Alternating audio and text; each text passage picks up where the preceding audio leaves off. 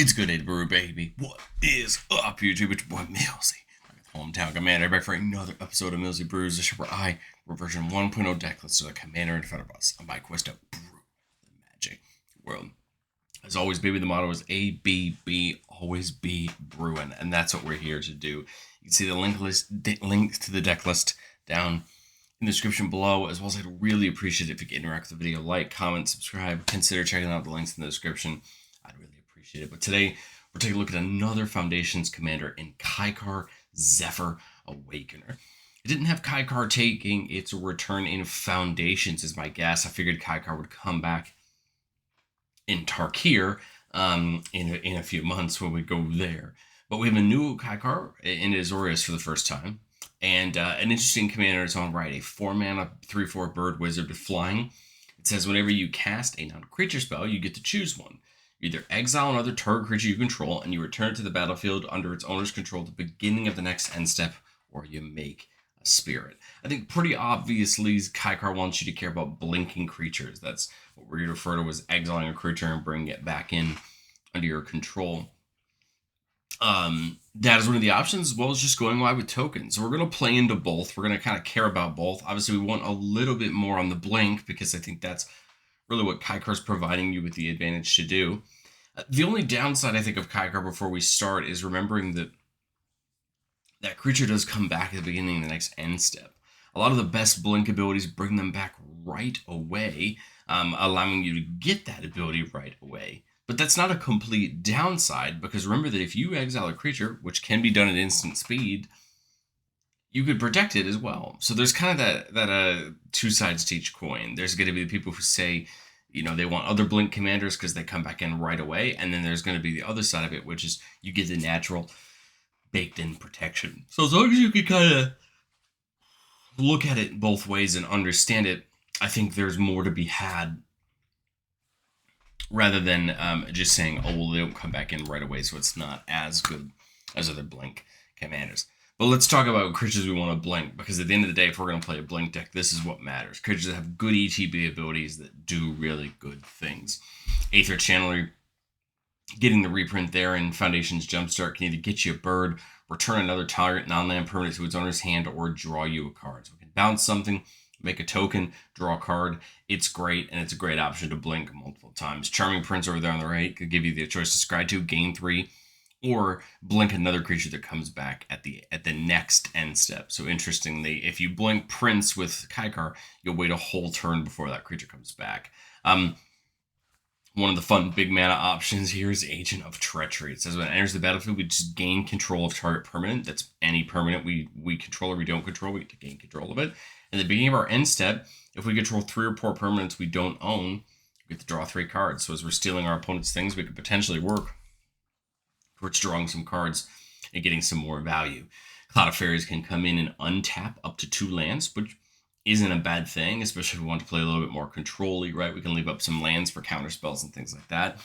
Elite Guard Mage and Inspiring Overseer both gain us some life and draw us a card, which is an important thing, especially when we want to keep filling in cards in our hand, get to more non-creature spells to keep the party going.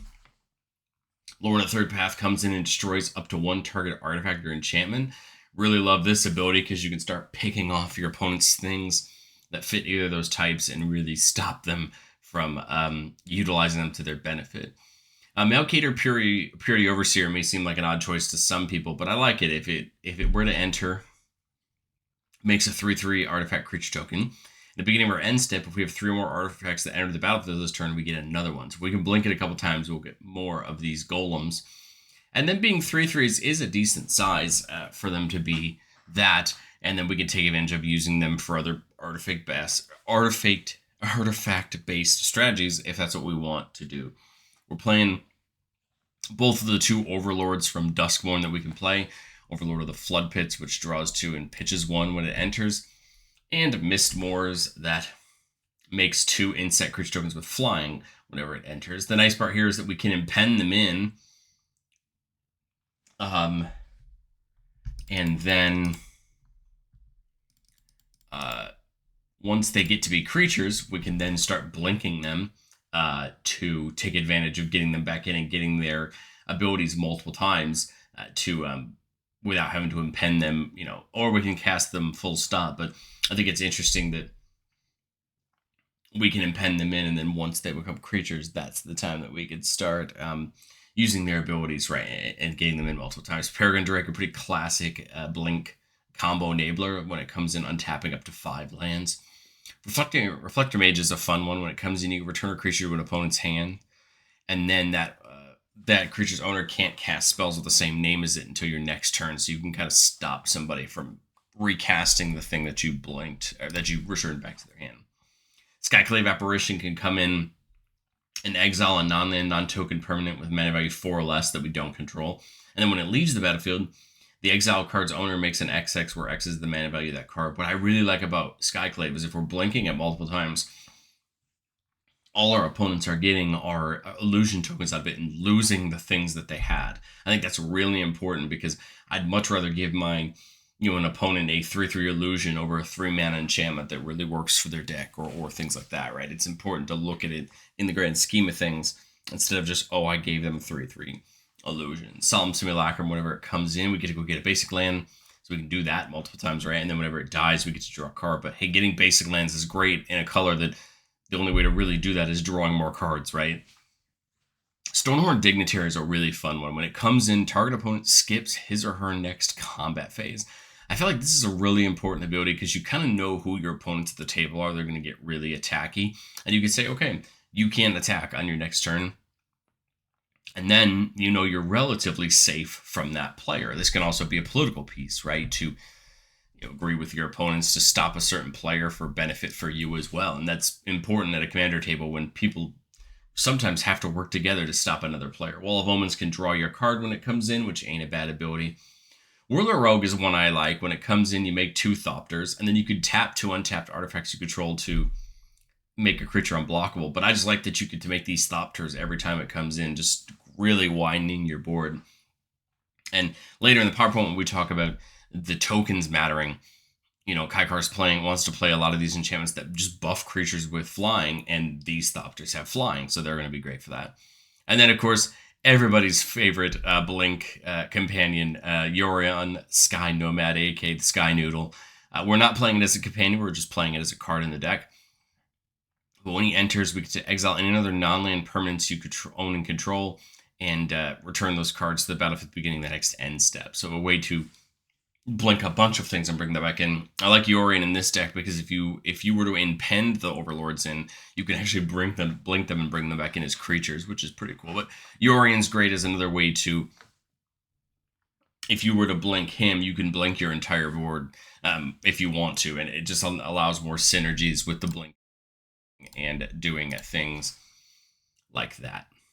But that's the creatures that we want to blink. Let's talk about more ways that we can blink creatures, because it's not just Kykar, right? We have so many things in these colors. I think the most popular example of that in these colors for our commander is Brago, King Eternal. Whenever it deals damage to a player in combat, exile any number of non-land permanents you control and bring them right back in. So a full blink immediately. And this is a really nice one because it's going to allow us to get some extra blinks per turn and really get these effects. Flicker Wisp, whenever it comes in, blinks another creature until the end step, so it kind of could give us a double blink, right? Depending on how we finagle the triggers.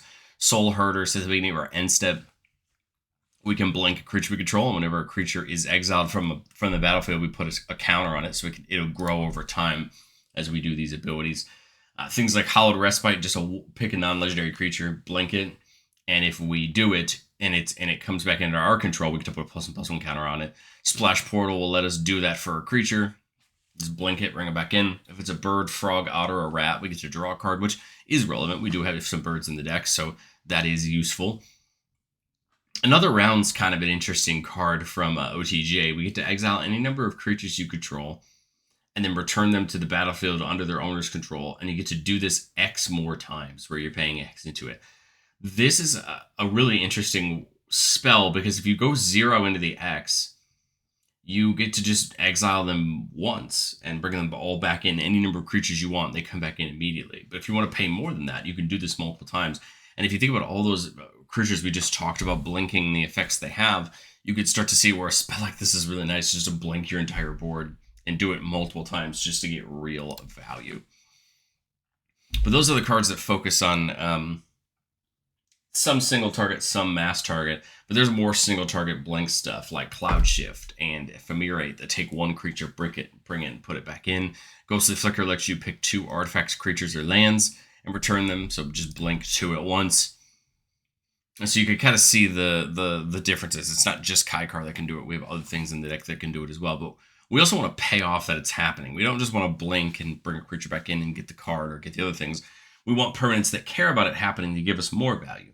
Dour Port Mage from Bloombro will draw us a card whenever we blink a creature, allowing us to get some value that way. Genku from Modern Horizons 3 will let us make one of many different tokens when this happens each time, up to a turn, up to 3 a turn, which is pretty cool. And then for 5 mana, you can just put a counter on each creature you control once we want to start growing the board.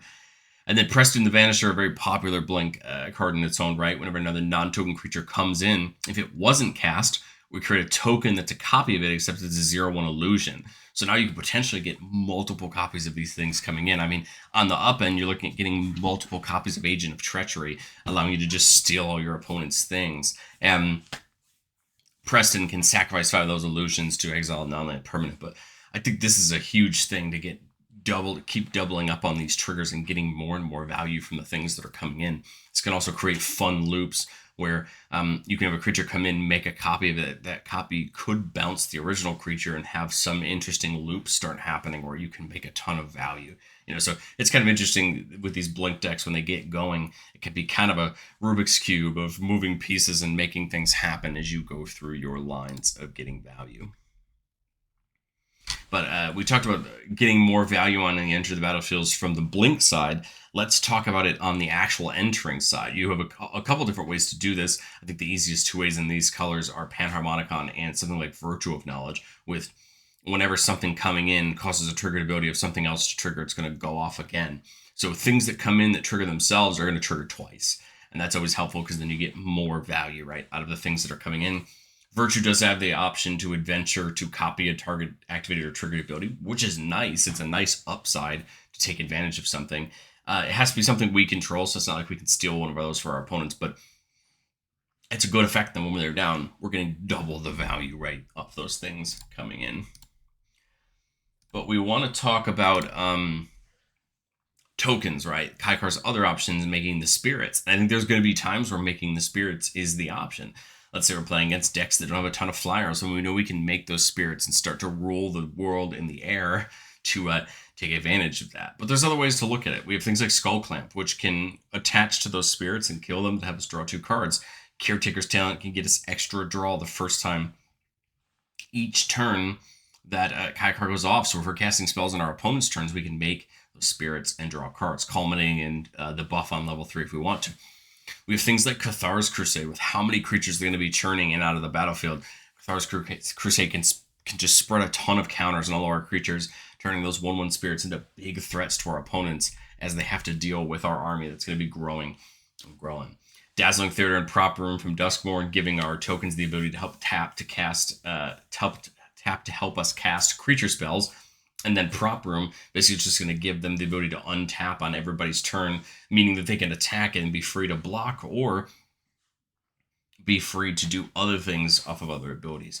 Dollmaker Shop and Porcelain Gallery is a card I love in a lot of white decks that want to go wide because I think it just has great value. On the Dollmaker Shop side, you can make a toy artifact creature token if 1 or more non-toy creatures attack a player, up to 3 per turn, right? And then on the Porcelain Gallery side, you just turn all your creatures into Star, where Star is the number of creatures you control. This is going to turn all of those 1/1 spirits that are making the air into huge threats for our opponents as we continue to just go wider and wider. Same thing with Intangible Virtues, giving all those spirits vigilance, that way they can attack and block effectively. And I kind of love the idea that this deck could function in both realms. You have the things that make the tokens that can be our attacking force while we're churning out these value from the blink. We're trying to hedge our bet both ways because I think it's still important. I could see the argument for hedging your bet one way or the other, but I still like mixing them together because there is a world where you don't get a ton of things that are able to blink and give you good value, but you can find enough cheap spells to make tokens, and then you're still off to the races and producing good value. But I've said it before on the show, and I'll say it again. No deck's ever complete. This is my first 1.0 shot at Kykar. And like I said, in testing, I think that's what we'd be looking to do. Do we need more Blink? Do we just spend more into the Blink? Is the Blink the important thing and we need to go all into that? Or, you know, is Kykar sufficient if we drop the number of spells that our spells cost, since we have so many cheap 1 or 2 mana spells in these 2 colors? Do we go that way? Do we drop the mana value of some of our spells, swing a little bit more into the tokens, and care about that? I like that this deck can do either, and it's your choice. On the Blink side, we have things like Cloud Blaze that when it comes in gains you 2 life and draws 2 cards. Momentary Blink is another Blink source that you can flash back from your graveyard to cast it again. So that's kind of the representation there. And then Divine Visitation on the other side would turn those 1/1 spirits we bank into 4/4 angels, having them become bigger threats to our opponents. So you can kind of see these are the things I'd be targeting and testing. Or do I want to go more towards Blink, or do I want to go a little bit more towards the tokens and kind of hedge my bets safely between both? Let's get into our playtest. Keeping a 3-lander here with Spark Double, Karn's Favorable Winds, and Ephemerate. So a great option. My taskbar is I don't know what's going on with it, but at any rate, 3-lander, great. I mean, Kykar's 4, we just got to work our ways to it, but I think we got lots to do along the way. And we catch the Talisman, which is probably just perfect. That gets us right up where we want to be to turn 2, get right into that Talisman. I kind of like the idea of saving some of my non-creature spells for after Kykar comes down, just so that way we can really take advantage of getting the things from it. We draw to Teferi Time Raveler here, a great planeswalker that can help shut down our opponents a little bit. It's also a non-creature spell, right? So it counts for all of that. But I think I would just get Kykar down here and get the process started. Turn 5, we got 5 mana. I don't see any of those real ETB focus type things yet. So I think I would just go like Teferi and Favorable Winds. You know, make 2 of those spirits for us. 1 on each. We can tick Teferi up to allow our spells to have flash, but really don't care about that. What Teferi's here for is to shut our opponents down by allowing them only to cast spells at sorcery speed. And then the -3 can return something to somebody's hand and draw us a card, you know, when we need to. Here on turn 5, we're seeing a lot more of our token, right? Our token valued cards than not. But we see Karn's Temporal Sundering, a way to take an extra turn and bounce something back. I don't know if I want to do that just yet. I think I'd play the Caretaker's Talent. Let's make the Spirit. Pay the white to make another Spirit, which is going to draw us a card. And we see Genku. All right, so we're starting to get some of our payoffs for that. But I think what I would do is just tick Teferi up again. We can hold out a couple mana, you know, make some people think maybe we have some removal. Our tokens can take some attacks, right? Because there are 2/2s right now in the air. I don't see any reason, you know, why not to. Next turn, we could even tick it up. If we don't continue to see any good Blink outlets, we could always tick it up again, right, and do that. Turn 6, we see Peregrine Drake. Okay, so there's one of our untap outlets. The nice part is Peregrine pretty much gets to cast itself for free because we get to untap the 5 lands, right? And then now I'm thinking we cast something like Genku, right? Because now we want to take advantage of things blinking back to our hands. I say we Ephemerate the Peregrine Drake. This is going to allow Genku to go off. I guess I'll make that Moonfolk. I mean, we're going to make probably walls of them. On the cast, I guess I'll make a Spirit since I've already committed to blinking the Peregrine Drake with Ephemerate. And if I try to do it with Kykar, then it's going to fizzle. It'll come back in, untap all 5 of those lands that I just used to cast Genku and Peregrine Drake. And then I think I would just go ahead and level up Caretaker class the whole way. Now all these have +2/+2. Take a big attack with the Spirits this turn. We could alternately use Genku to put a counter on each creature we control, so that would have been the option as well. I kind of like the idea of getting the +2/+2 since we're sitting on so many tokens. And our hope here in turn 7 is that we could find something else to blink, but we don't, and that's okay. I mean, I think I would go something like Karn's.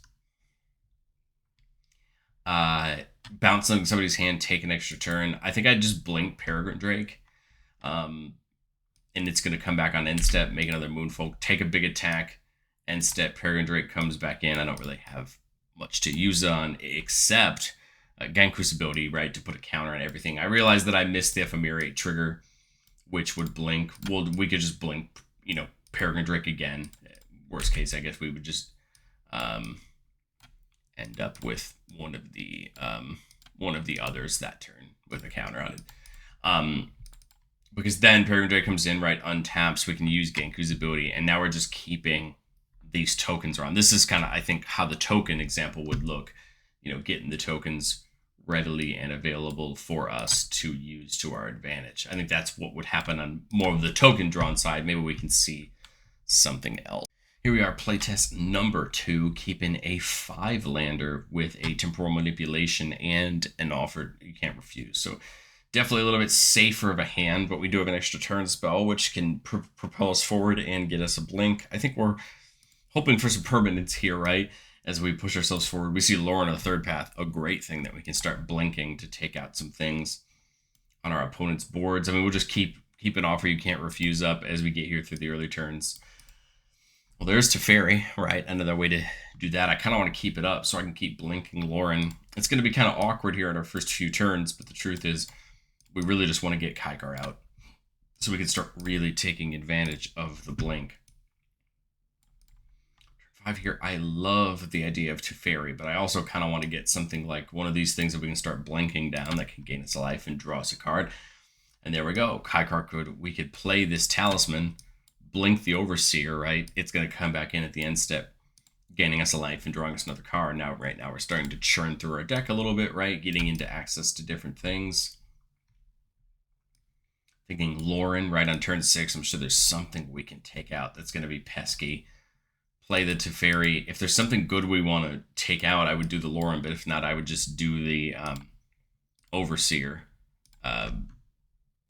Just to get, right, just to draw another card. Tick Teferi up, end step, it comes back in, draws us another card. I guess, you know, we could have made the Spirit, but again, we have 2 ETB triggers that are great. Why not continue to use them, right? The next turn, staring down the barrel of 8 mana. I love the idea of the extra turn spell, but I don't know that we're there yet to really get to take full advantage of it. Again, we have 2 options. We can draw or we can destroy. We have those great options. Hallowed Respite's there as well to do it for Overseer. Obviously, the creature has to be non-legendary, so we can't do it on Lauren. I'm trying to think. If I do the temp manipulation, I guess I could pick Lauren. I almost feel like it wouldn't be bad to start getting a Spirit involved. Could take Teferi up. Got 5 mana gone, 2 left. We could play the Cloud of Fairies and untap 2 of it, so we'd be back up to 3 mana. Thinking Hallowed Respite the Overseer. Make another token. We'll just Hallowed Respite the Overseer to draw us that card. I'm just trying to make sure we get good value. I guess alternatively we could have done the Cloud of Fairies, but I'd say okay. Again, the point is we're still building right now, getting our process started, because now we go into the extra turn, right? We just came into our extra turn off of that temporal manipulation. This feels great, right? That's 5. We got 3 mana left. We could do the favorable winds, play this, steal something, favorable winds, take something again on end step. I like the idea of that. So that would be my idea. Of agent, take something. Favorable winds, bounce the agent. I guess now wouldn't be a bad time to, you know, -3 Teferi, maybe bounce somebody's thing back if we don't want to take it. You know, draw a card. This comes in, takes back somebody's one more thing, and now we're just, you know, a turn or 2 away from, you know, taking more things, right, with Age of Treachery. We got some nice protection here in the Flare. I kind of like this board state. It's not as explosive maybe as all the spirits from the first one, but I think it still looks good for what we're trying to accomplish. Playtest number 3, keeping a 4-lander with Propaganda, Dovin's Veto, and then Murmuration might feel a little bit odd, but it's an enchantment that can start making you birds for each spell you cast during the turn, and then, you know, gives you a board of bird tokens. I just feel like this looks really good for Kykar, especially when you're starting to blink, because then, you know, you still are making the tokens, right? Either way. But turn 1, I think we'll put the Enlightenment in here, take a Scry, see what we got on the top. Agent Treachery, not bad. I mean, we're a couple turns away from it, right? But I don't think we mind working our way towards it. Turn 3, we can play the propaganda, or we can wait until after, Kykar's down to play the propaganda, right, to get like a token off of it. I think I would just keep up the Dovin's veto just in case someone does something crazy. But otherwise, here in turn 4, I would just play Kykar. Get it down. We're going to scry one off the Path of Ancestry. We see Genku. I don't mind Genku. I think we're a couple turns away from being able to use it effectively. So maybe the thought process is to bottom it to get more lands, because we're not really finding any of the really true draw outlets. Maybe we bottom it for now and work our way onward. Here in the next turn, we see the Talisman. Okay, so we've got a couple options here. I kind of like the idea of Talisman to make a Spirit. And then, yeah, I guess, and then Propaganda to make a Spirit. It feels bad. I'd love to like be able to get Murmuration down, but I can't do it and these two. So I guess I could Murmuration first and then do these two. But we'll do these two first. Gives me the extra mana. Gives me some protection for the attacks. Turn 6. Brago's not bad as an option there, but I kind of like just getting the Murmuration in, making another Spirit. 1 mana left. I don't think there's much I'm going to do with it. But that'll just get me a Stormcrow thing to turn, and we're just building the board. This is another awkward, slow one, but it's okay. We're getting a little bit of protection from the attacks, and we're just doing our best to keep, moving on and up. 6 mana, we'll use 2 of it for the Arcane Signet, make another Spirit. We've got 4 left, 5 left. I guess Time Warp could be an option. This is going to make me a Spirit, 2 Stormcrows at the end of the turn, and we could potentially just work our way into trying to maybe get in for some better attacks. Remember, the birds get buffed up by Murmuration. I guess let's do that. See what we can do here on our next turn. 8 mana.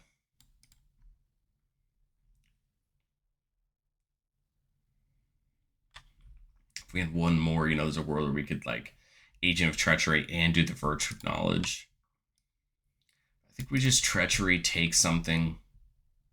On end step, we get the Stormcrow. And I think this is another one of those games where we just found the pieces to really get this token game going. We have some good pieces for this Blink game. We would get there. I guess there is the argument you could Brago there and then Agent next turn, but I think that's where the where the value is going to come, is now starting this Blink engine once we have the token engine set up. Let me know, what do you think of Kykar down in the comment section below? Am I right on? Am I off? I'd love to hear what you did with Kykar if you chose to make a deck around it. I'd love to have a chat with you down in the comment section below, and I catch you guys next time.